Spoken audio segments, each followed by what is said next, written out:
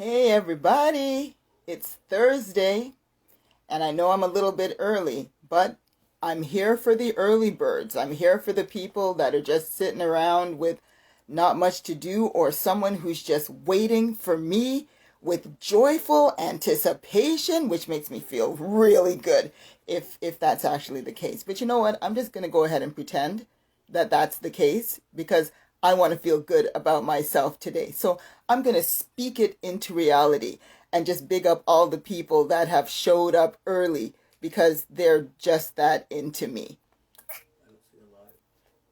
Right. So I'm going to say first, what's up to my niece? Hey, Just Z, who's helping me out on the live. She's going to be in there checking your comments, taking stock of your questions if you have any, because you can't even begin to guess that I'll be able to see these comments. You see how thick my glasses are. I'm in a, eyesight is not the greatest situation. So, it's going to have to be what it is. We need some young eyes, so give these young people something to do. We're going to get started at 9 o'clock sharp. You even check the time. I don't even know what time it is. It's 8:59. So we'll give those stragglers a little time to get here. I'm kidding. Like, you're a minute early. How can you be a straggler? But some of us are just like that. So we're going to give people a couple of seconds to get in, and then we're going to get started. It's been another great day. What else do I have to talk about before I get started? Oh, you know what? We should talk about my outfit. Because, last week I had some questions about my clothes. Stuff I didn't even know people were going to ask. So if you're going to ask me where you can buy a wonderful, cropped short sleeve, well-tailored shirt like the one that I have right now, I'm going to tell you that you can't because I had this made by hand in Ghana. And what I'll tell you about people in Ghana is that they make their clothes really, really tight. Really, really tight. So we're not going to talk about how long it took for me to get this zipped up today. Let's just say if it happens to burst during the taping of this show, we'll just say that I meant to do that. We'll just call it comedy. Don't even worry about it. Don't even worry about it. So that's all I have to say about the outfit. But yeah, thank you to the master craftspeople in Ghana who made this outfit for me back in 2007, the year of their 50th independence, and it's still holding up. It's none the worse for wear and tear, but tight. Yeah, so welcome again to Let 'Em Eat Laughs, the show where comedy, culture, and the culinary collide. This is our second week in our summer series. Now, after our first summer show last week, we got a lot of feedback and quite a few questions from our viewers, so that was really encouraging. For example, questions like, what ass is this? I thought this was a comedy show. Where the jokes there? So let me clarify. This is not a show where comedy is being performed. Nay, this is a show where comedians are being explored. They're being dissected, broken down into their most delectable ingredients. Tonight's guest totally nailed it when she told her peeps that tonight we'll be chilling and chatting. That's what we'll be doing because this is not a comedy show. It's a vibe. So we'll get to that. But perhaps the biggest question, the most hotly debated topic that emerged from last night's show was, dare I say it, bakes and syrup. Oh my God! Don't throw anything. Our guest, Leanne Lord, had no idea what kind of bacchanal she caused. This whole week, my name was just jumping up in steel pan. Or, better yet, frying pan. Yes, she said it, bakes and syrup. Some people were confused. Some people were outraged. I mean, some people were ready to stage a protest outside my house. But then, let's not even play. Bakes is serious business for we people, right? Am I right? We take our bakes very seriously. But then, still, some people were intrigued. Some people were curious. And some people even want to try it. So as you can see, the cross-cultural melee gives us an opportunity to learn about others and maybe learn something new about ourselves, maybe something that we don't even want to admit. And tonight, we're going to learn new things about our guest, Imani, who I hope is out there in the waiting room waiting to get in. So I will give her a few minutes while I introduce to you what she is all about. Now, I recently learned that Amani is somebody who needs to go to bed early, and with good reason, because Amani is somebody who does a lot with her days. I mean, we're talking a lot. She's an arts educator. She's a producer, playwright, poet, director, creative consultant, and comedian. All that while pushing boundaries and blending artistic genres like she was making a really, really good smoothie. She's an award-winning performer, and she has shown her skills in the UK, in the Caribbean, in America, and of course, she's written and she's produced several successful plays, including her theatrical rhapsody on Black love, She Said, He Said, plus several others. And where comedy is concerned, Amani went from one-woman shows at the Atlantic Fringe to stand-up at Second City before she went on to produce a successful Black female comedy showcase called Black Like She, not to mention Black Like She 2.0. So with all that going on, you know, a girl's got to eat, right? So, Amani, welcome to Let 'Em Eat Laughs, and thank you for staying up late with us. Hey, like, I'm still awake now, but I'm just like settling now. I'm in my bed with whatever little show, kind of getting ready to. But for you, I had a shower, I brushed my teeth, girl. I'm all refreshed. I got the fan on. I have another fan just in case that one isn't enough. I'm ready. I'm ready. Oh my God. I thought it was just me. I had the fan on right up to like the last 30 seconds before the show. I was just in front of the fan, like, let me stay dry until the show starts. Oh yeah, every event I have a fan like in the distance. Like I've worked it out so the people can't hear it. So that's my secret. All right. Well, that's what I know, because I turned mine all the way off. So somewhere through here, like the sweat's just going to start pouring. Like, oh my God. It's that over 40 time. What time is it? It's over 40 time. Over 50 here. I'm just saying, but I'm proud. Well, and you should be. You should be. Look at you, girl, please. So, Amani, I've known you for some time, right? Yes. So I know the Trini parts, and I know the Scotian parts, but I didn't know you were born in England. I did not. That's something new I learned about you. Yes. So, do you remember much about all of these, cultural transitions? Like it sounded like trying to play mass in 3 different bands at the same time. Exactly. That's why I say I think that I like traveling so much, because I lived in 3 countries by the time I was 4. And I also feel like my life was meant to be a bit dramatic and comedic, because my conception in England wasn't necessarily planned. My brother, my sisters were back home in Trinidad. My mom was studying to be a nurse. My dad wanted to be a barrister, wanted to be a lawyer, but the course ended when they went. So she taught him enough to do the nurse's entrance exam. And I'm a product of my dad sneaking into the nursing quarters, just saying. And my mom, she also had to conceal her. They didn't want the nurses to be married at that time. So she had to kind of hide that she was pregnant for a while till she couldn't anymore. So I always say that's how I came into the world, as a concealed weapon. But I literally was born in England. Then I was on a boat back to Trinidad. I was baptized in Trinidad. And I do actually remember things from Trinidad, like my nursery school, Miss Dott's nursery school. I actually remember, being with nice little brown chocolate kids that look like me. And then I remember our flight to Canada and how everybody was crying on the plane. And I'm like, maybe they knew what was in store for us when we landed in Nova Scotia, which was a snowstorm in the middle of November. Why do they do that? I think everybody who I talk to always says they always come in the middle of the winter in sandals. But it must be written into the immigration policy. Yeah, but I think it's because in the Caribbean there's no winter. So when people are making the trips, they're not thinking what the weather's going to be like in the other countries. So, but yeah, and then, you know, Nova Scotia, of course, from a young age to I guess 20 years ago now. I mean, Nova Scotia is my heart, and Trinidad is my heart. So I say I'm bilingual because, you know, I can switch, right? Yes, Yes. very bilingual.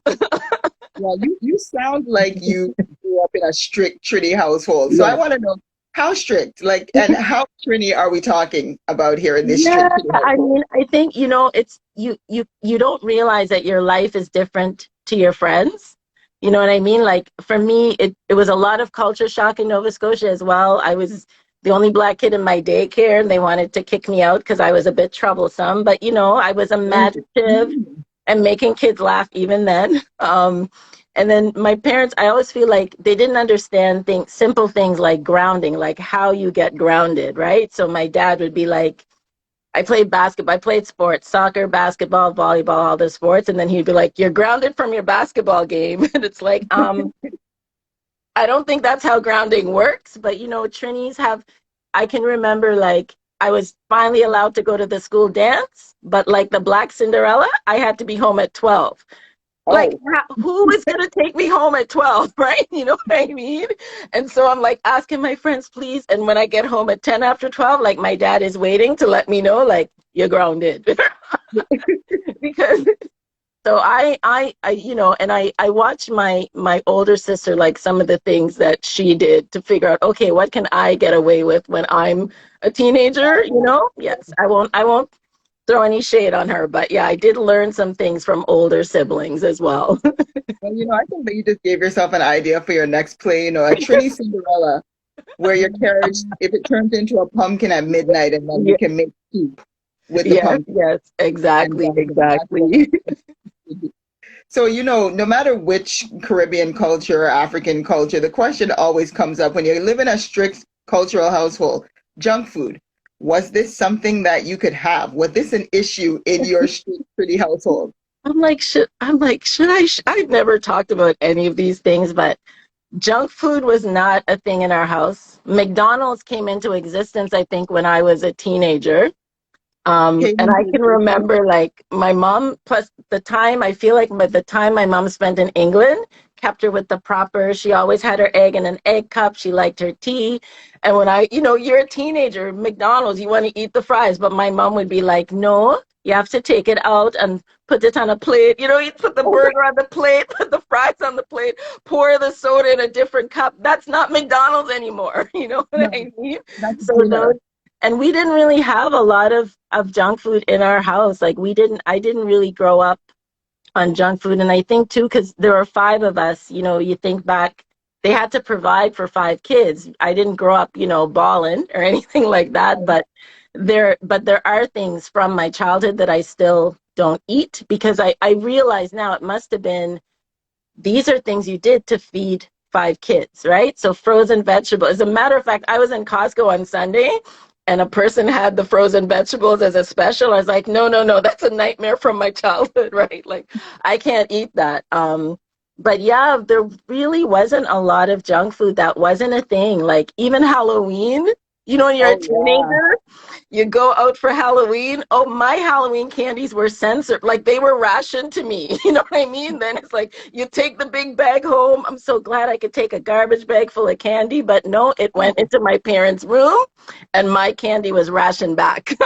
yeah. I Like, think we can I all had a little please bit of have that. some of my It's like, Halloween candy? yes, Yes, you just give you a yes. one, give you a what. That was it. Yeah. Okay. So let's talk about what you can cook because I'm always Okay. on your Instagram posts feeling really insecure, because clearly No.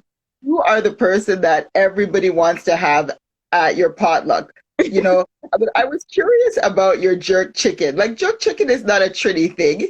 How did you get Yeah. into this? All the Jamaicans are going to be. I know there's some hardcore Listen, Jamaicans in the but comments wait, that are wait, wait. looking at them hard. But let me be clear. I speak Scotian, I speak English, I speak Trini, and I speak Jafaican. All right. Okay. So that entitles me. I mean, I just think for me, I grew up eating pretty much like West Indian food. I didn't even learn how to make other cuisines till I was much older.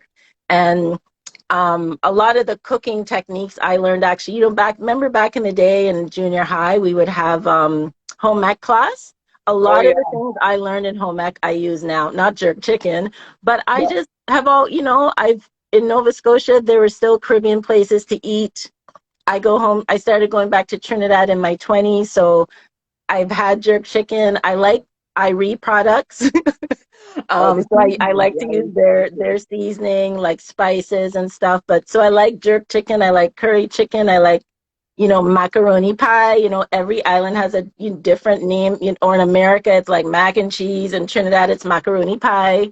So I Macaroni. like a lot of the traditional West Indian dishes, but I also like to cook different things. And I feel like during COVID, I just started like I was doing risotto last year, and I was doing a lot of things I'd never cooked before just to have something different, while we were on lockdown, right?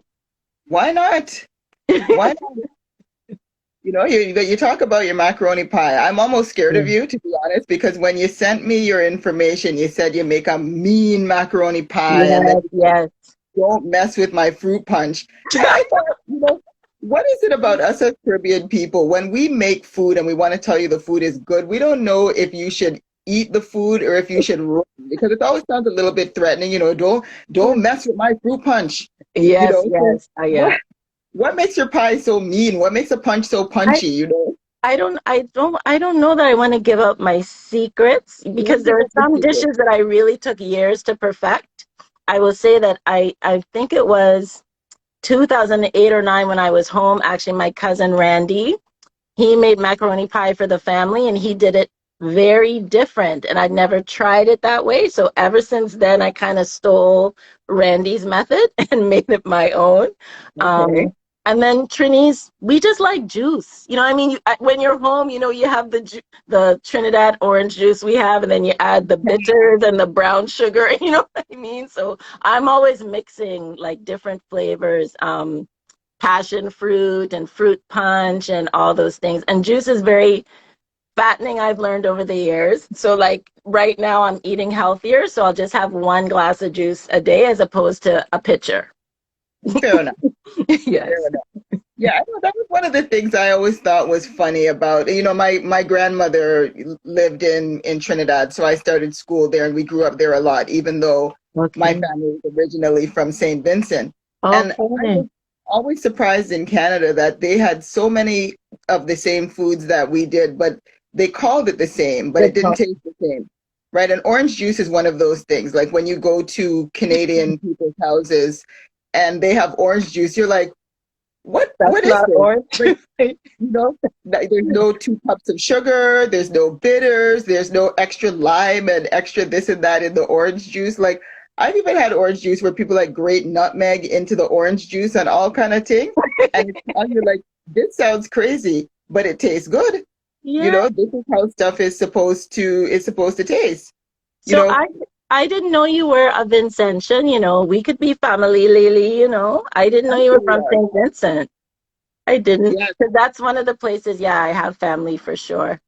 For sure. hardcore. Yes, we cross a lot. Like I Yeah. say, all the years when planes couldn't land, big planes couldn't land in St. Vincent, they had to land in Trinidad. And I know I Yeah. have quite a few friends where some kind of those visits like your parents had, a lot of those were made in Trinidad when people are on their way to St. Vincent and vice versa. So Yeah. saw a little night nurse commentary in the in the comments. Yeah, your parents. I love your parents. I Yeah. love your parents already. So, I should make a disclaimer right now Mhm. for the because I know there are some Trinis leaning for it. I'm going to tell them right now, we are not going to talk about your coconut bake. We're just not going to talk about it. I'm sure it's amazing, but I have quite a few viewers that are still traumatized from last week's conversation about bakes. So Why? you'll just have to be there. Okay, But we're because going to I make coconut bake, but I don't do fry bake. But I make coconut bake all the time. in the So, but oven. I'll leave it alone because we don't want to traumatize any more people. Yes, especially me. It's been a long week. So let's Okay. talk sweetbread instead. Yeah. So I'm going to ask the people in the comments on your input on this question is Mm. what is the secret to a good sweetbread? Like some people like raisin. Some people say fresh coconut. Some people say rum. So in the comments, I want Mm, to hear from our okay. viewers. What do you think is the best part of a good sweetbread? And Amani, Mhm. what do you recommend? Yeah, for me, I have a sister, Luella, that she passed away years ago, but I got her sweetbread recipe from her. And her secret ingredient was mixed essence that we buy in Trinidad. And it Yes. really, that little dash, it really ups that flavor a lot, you know? So I have raisins and coconut in my sweetbread and mixed essence, vanilla. Um, I recently made it. I don't normally make it with coconut milk, but I did my last sweetbread with coconut milk. So that was really nice too, really nice. So Yeah. yeah, those are my little secrets. But some people put bitters in it. Yeah, Some people I put, put bitters yeah, in mine. yeah. I I once had a sweetbread. I wish I could remember where instead of bitters they used Guinness Oh, for moisten oh, it. And I was like, risque, very oh, risque, but very, it yeah. was surprisingly tasty. But I've never tried it myself because I just don't know if I could balance. And nobody ever wants to be like it's 2 cups of this and 1 cup of that. Like Exactly. I bake like a Canadian, but these people, our elders, just be dashing things in the bowl. They Yeah, don't and tell us then anything. they also like back home the sweetbread will have the mixed fruit that you'll put in a fruit cake. I know that's when I'm back home I'll always go to the bakery and get currant rolls and sweetbread and things there, and they make it even very different back home for sure. Hmm. I don't like mixed fruit. I don't like it. Like it's all waxy. It's waxy, and I just don't like it. I'll do raisins, I'll do cranberries, but yeah, Yeah. that's about it. And when I go and I see a sweetbread and they have the big piece of green The big wax, yes. That's too much for you. That's too much. yeah, it's too much. Yeah, that's how we balance the Canadian side. The things that we there's many things we like, but then there's some things that we're just like, Yeah. I can't. And those big green cherries are the one, the big waxy cherries. So still on the subject of sweetbread, Yeah. inquiring minds want to know, which is just Hmm. another way of saying we fast and ting. Hmm. Is your comedic persona as sweet as your sweetbread? Or is your comedy flavor more spicy, bitter, sour? How would you describe Oh. your comedy as a flavor? Oh my goodness. Let me see. My comedy was a flavor. Mm. Hmm. Oh, I'd that's a say it's kind of fresh in a good way. I would say that yes, it's also definitely kind of sweet. Yes, kind of sweet. A little bit spicy, depending on the mood. So, it's kind of a mix of things, just like me, right? It's like a mix of things that the flavor we put in the food. I think I like to think I would use those same type of flavors in my comedy. Yeah, I know your comedy is really funny. I particularly like when you tell the stories about your dating life. You know, Or the lack thereof. Yes. What do I call it? Non-line dating now. Yes. So as I usually describe myself, I've been single since Jesus was on the cross. But it's especially here, I have a lot more. I don't want to delve into some things now, but I will say a few things. Like living in Toronto, like growing up in Nova Scotia, and I have a play about that too. I say there weren't enough men, there were men, but you kind of knew everybody. So mhm. from a young age, I had imports. Like when I was in university, I dated West Indian students, I dated Americans. I moved Like to international Toronto. students. There are more men here, but they don't really speak, right? So, Mm, and some do, like, you know what? Let me clarify. On Eglinton West, yes, people speak, but on an average day, if I see a brother and I say hello, they don't speak back. And I think for me, I use my writing, whether it's spoken word or comedy. I wrote a play that dealt with this topic, just about how we don't talk to each other. And what's that? last You said summer, that one? That yeah. one? Yeah. And I grew up in Nova Scotia, so I'm friendly. So I was like, Toronto people don't understand. I'd be calling people at random and they're like, why is she calling me? But it's like, I grew up in such a different, it's like, we're friendly. I'll just be like, hey, how you doing? They're like, what? Like, why is this lady calling me out of the blue? But that's me. Um, but last summer during COVID, I went for a social distance walk with Paulina, and we were just down by Sugar Beach. And Okay. there was a brother from the motherland and his friend sitting on a bench. And, you know, my mask was off because Pauline and I were distant. And, you know, so I smiled and said hi because they said hi.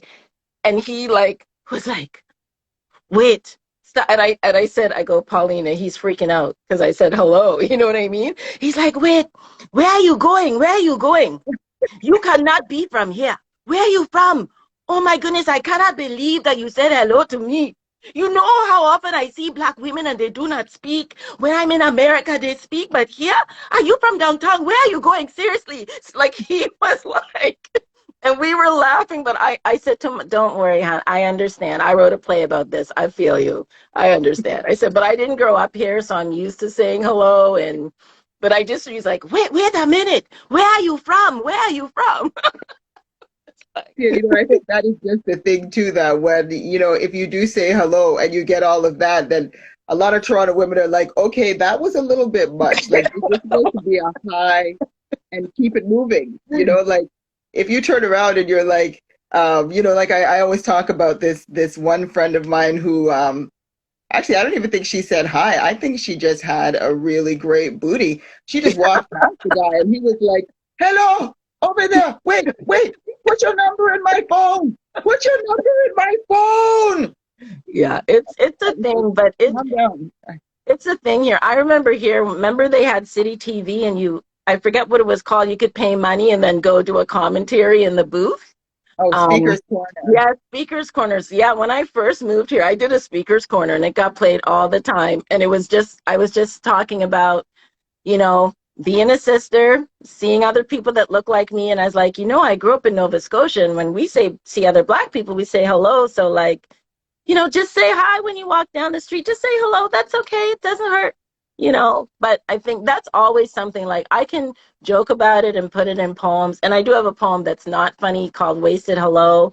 I have a song Brush by and Katai. Like that is how I deal with things that are painful. Sometimes I make it comedic so that because sometimes in laughing about things, there's an easier way to kind of form the discussion about it, right? Well, I hope that our viewers are like taking this in, because now it's a different time. I think it'll be different, now that we're back outside and we're around. People are almost desperate to say hi to anybody. So yeah, I hope we'll keep that in our minds. Yeah. So let's do the speed round next, and then we'll talk a little more I'm food. afraid. Just so y'all know, I had no idea what this interview was going to be about. So this is like live at the Improv, but I'm ready.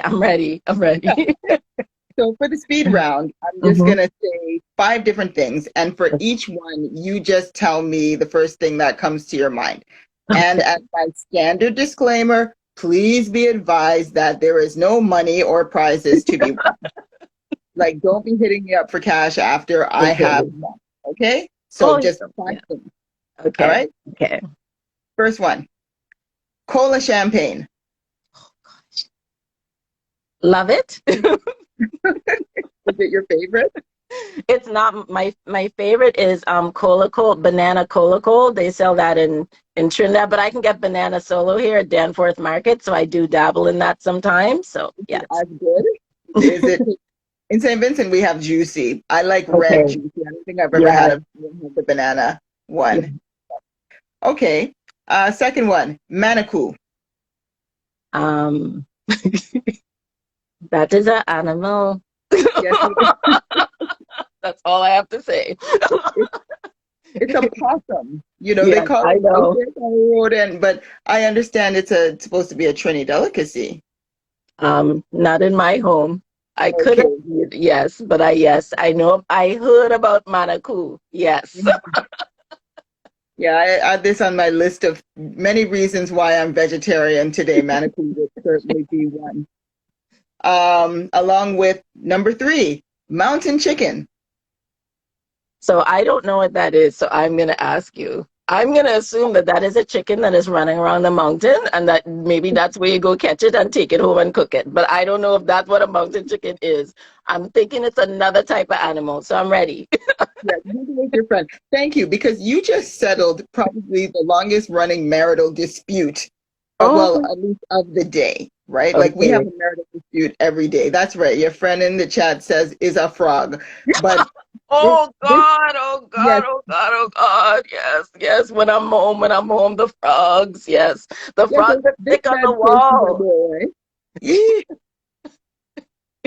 This man Oh, says she Trini, she gonna know. I'm like, listen here, right? Like, not everything that listen. I was like, no. So yeah. I guess I was right. But yes, your Hmm. friends in the chat know all about the mountain chicken. Maybe now that we're back outside and socializing, maybe one of them will cook it for I'm you. We good. might share a mountain chicken recipe. But Um, I have heard frog legs are good. They serve that in New Orleans, and I I've have heard had alligator before, on a stick. not on a stick. Okay, my Yes. sister had it on a stick. She said it Oh, to me okay. like chicken, I didn't have but it back home. I actually had it here at a New Orleans place, actually. I So, have not been to New Orleans, but I'm looking forward to yeah, it day, yeah. one day. All right, number four, dal puri or paratha? Which one? Dal puri, dal puri. Fair enough. For Roti, the roti, education. roti. Roti, roti. Yeah. And last one, Alexander Keith's lager. I'm not a drinker, really. So, minna, Any kind? man. Not a beer Yeah. drinker, not a rum drinker, not a nothing.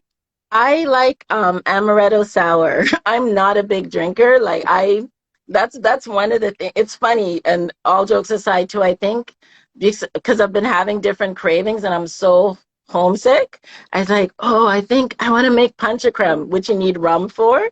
And I basically have alcohol here that's been aging, and I have a bottle of old oak rum. I'm gonna tell you that I'm not sure how many years old that bottle is because I am thinking it's more than 10. It's a very old, very old. Yeah, Yeah. I'll take your address down after the show because yeah, I may not be the biggest drinker, but that sounds good. Yeah. That sounds all right. On to health. I Hmm. asked you about your favorite foods, Hmm. and you gave me a laundry list of niceness. That's the only I thing I don't could remember what call I it. Like, said. oh Uh-huh. my gosh, you said salmon and spinach, bus up Hmm. shot, Oh yeah, doubles, coconut ice cream, and but yes, and you did say the banana things from cornbread. home. Yes, yes, Right, yes. right. I was like, But then at the same time, you said that you have a digestive illness. So I was wondering, how do you balance that against your oh so sophisticated palate? Yeah, so a lot of those things double, like I will have those when I go home and I will just prepare that, tomorrow might not be such a good day, but for today, I'm gonna have my coconut ice cream, my banana soda, my doubles. So that's whenever I go home, like Trinidad or Tobago, there's like good spots to get doubles. And the last time I was home 2 years ago, there's a great roti hut in Tobago right by where I was staying, and they had really good bus up shut. So those are things that I love that I will not eat often, right? But things that I eat, definitely eat healthier often. So right, it's the organic chicken and spinach and things like that. Even the pasta I made had there was spinach and a lot of vegetables in there as well. So Your pasta pasta that you made yes, the other day. my version of rasta pasta. Yes. Yeah, well, I mean, we mentioned Tobago. That's one thing I always Well, remember about Tobago. Even as I haven't been to Tobago since I was a child, like on a day trip no, with it's family, so different now. You but it's will. still some of the best food I ever ate. Like the food Yeah. tasted like the freshest, sweetest, nicest, most flavorful food I ever ate. Mm, I've never forgotten it. I'd be yeah, sorry if that part's so gone. good. No, but it's, you know what it is? I've been home. I hadn't been home between 2014 and 17 or something like that. So Tobago has really been built up, and there's so many more like when I would go, I would always go down to Store Bay, and they have all the places set up, Miss Faye, Miss Trim, Miss so and so, and all the, make Yes. sure you go to this place to get your crab and callaloo, go to this place, and then don't, you know what I mean? Don't try to bypass Miss Trim to go get the next one's food when you've been going to Miss Trim for 3 days, right? So they still have those traditional, like those are set up down by Store Bay, but now there's so many more restaurants and places to eat and a mall. Like it's A really been mall? developed. Oh yeah, there's a Wow. lot of development in Tobago, and but my family's from an area called Buku. And so I've gone home and stayed. I'd stay in Pigeon Point. I stay in Buku.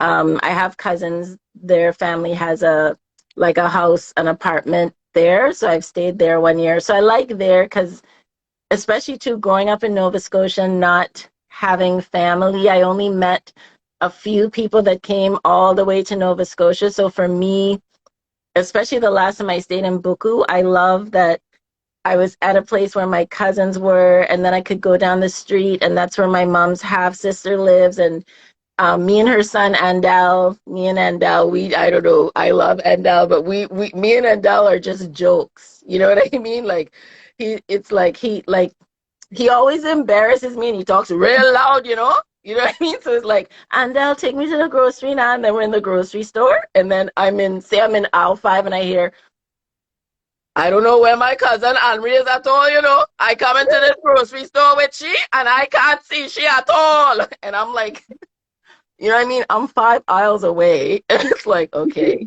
You know what I This mean? is I'm like, why. do I want people to know that he's my, but I love, that's what I love for me. And like, I saw my cousin is on here too, Sean. For me, growing up void of that, when I went home, that was just the biggest thing, just to like know who my village is and who I belong to, and, meet my cousins. And that's what because that's how, to me, my Scotian friends were. They knew their roots, whether it was North Preston, East Preston, Exactly. Cherrybrook. Question, and Yeah, they just they know know where they're everything from. about They each know who other. their people are. So for me, it's Yeah. like, it's nice when I go home where it's like, okay, I have people too. I was just thinking as you were going on there that this is why so many people are just natural comedians if they just tap into that part of I know, yourself. I I think just changed to the person. imitating your family members, like just imitate your mother. Everybody does that. It's the first thing we know how to do. And when you do your cousin, I hear my cousins, I hear my family. Yeah, Wherever you're from, you always know that sense of making joke out of your own yeah, people. yes. And my godmother raised me till I was 4, and I talk to her almost like every day. She's 87, and she cracks me up. So because when we're getting the vaccine, right? So I call her, like, I'm all worried, like, Godmother, are you okay? And she said, oh yes, I had both my shots. And I didn't have a pain at all, nothing happened. As a matter of fact, my left arm used to be sore from arthritis, but after I got the shot, my arm didn't hurt at all. you know I mean, like, I love her. And she's always saying, I don't worry about me, I'm on my way out. I'm on my way out. I don't know why people keep asking me these things, because I'm on my way out. And I'm like, God, like, yes. No one's keeping shit. Yes. All right. So my last question for you is, Mhm. what is next on the menu for Imani, where your artistry and work? Like I know you said your most recent script, Why Black Mhm. Women Whisper, has been selected for a reading at the Women's Playwrights International Festival next year. Yes, yeah, yeah. So that Why Black Women Whisper is my baby that it's a lot, this script. And I think the journey I'm on with it is similar to She Said, He Said, where it started one way and it's going to evolve into something different, and I'm still not sure what. But yes, it's not even a full script yet, but it was in Peace of Mind Festival last year, and it was selected as one of the readings for W Playwrights International, Women's Playwrights International next year. So I'm really excited about that, because I think one of the things too, and I'm sure, as an artist or as a playwright, it's not, I have been blessed to have 2 plays on stage. Thank you, Quincy Armorer at Black Theater Workshop. But I'm explaining to people, like, one of the plays that was on stage, I wrote that in 2000. and it was on stage in 2019. You know, like it takes years. And even this script, I've just grown comfortable with the fact that I'm working on grants to work with the people I want to develop it. A lot of times I just work on my own, but in this case, I've workshopped it more than once now. I'm working with Allison Seeley Smith as a dramaturge. I'm really, from having a play on stage, it has made me more open to getting that feedback and working with other people. So Why Black Women Whisper is definitely my creative baby. And, you know, birth in this case can take a long time. It can take years. So I have that. And then one of the things I've really been thinking about is I had a young company in Nova Scotia called the Amani Women's Artistic Project, and Shantae Grant, who is a well-known spoken word artist from Nova Scotia, was actually one of my youth back in the day. But I have been looking at maybe kind of reimagining that, especially now that things can be virtual. So that's something that I'm kind of working on. And then the last thing I think we're so oversaturated too with online, but I've been trying to think of some workshops that can fill in some gaps, because I still see the things that when I was young, I wanted to know about arts, or like artists in the business. And I see artists posting about, you know, what should I get paid? Or I just saw Ursula Rucker just went off on Instagram about somebody not really offering her a fee, you know what I mean, for the legend and the sage that she is. So I'm really looking at trying to create a few workshops that can teach some of those things, but also feature other artists. So those are things that what I do. I don't just act on things. When I was younger, I would do that. That's how you get burnt out. But older me, I will write out the idea, develop it, and then when I'm ready, it's like, okay, now I'm gonna launch this, or I'm gonna do this. So those are kind of and I have started a one-woman show called Tales of a Blinster, a Black Spinster. So that's First we had non-line dating, now we got Blinster. oh yeah, That's good. you know, my stories aren't exciting because it's kind of like how many one. I will say this. I've had a lot of one conversations because I would like to actually teach a course.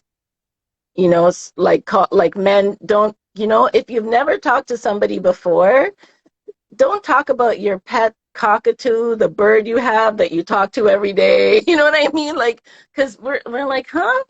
It's like I can't see any. Where do I fit in? You know what I mean? Where do I fit into this? So I've had a lot of, I'm not talking to people to get material, but I definitely have a lot of material. But it's not intentional. Like I was really interested. I was trying to feel you. You know what I mean? But it just happened that a lot of things we talked about will end up being part of my comedy. Yeah. Well, it's a bit of a trade-off, you know, like if you don't get the man, at least you could get the story about how you didn't get the man who did, you didn't. Like if you can't give me something, at least you can give me material, right? Exactly. Well, I think we could both eat and drink to that. Yes. Hear, hear. You're here. Yes, you're here. Well, I just really want to thank you, Amani, for coming here tonight, well past your bedtime, to whet our intellectual appetites. Yes, thank you. So we're looking forward to see what you have going on in the future, you know, like a Black Like She comedy 3.5. Yeah, I definitely do want to do. I've just been I really would like to do that show live. Like I really definitely have ideas for Black Like She 3.0, 3.5, 3.8, but I'm just kind of, you know, looking at what's happening now, and the online stuff is great. Like for some things I think it's great, you know, but I also think that I'm just kind of waiting to see. I'm not rushing into it though. You know what I mean? I'm seeing, listen, there's like 20 something boat cruises on August 1st. You know what I mean? I know, right? I'm not ready for that. I'm not ready for that yet. Right? 97,000 new comedy shows that suddenly just got posted last week. And I'm like, wow, that was quick. We're not even open until Friday, but yet I have my pick of any amount of shows anybody could ever want to go to. So exactly. Slow it down. All right. Well, I'm gonna just thank our audience so that we can both go and Thank get something you. else than you talked about. I'm getting hungry. So again, this has been Let 'em Eat Laughs, and we'll be back here again next Thursday with Guyanese born comedian and producer Cliff Knight, and that's Cliff Woo! 1F. Please Okay. don't mess the man. It's Cliff with 1F. So for everybody, I hope your belly is full of good vibes. Have a good night, and we'll see you next week. Okay. Thank you. Good night. Good night.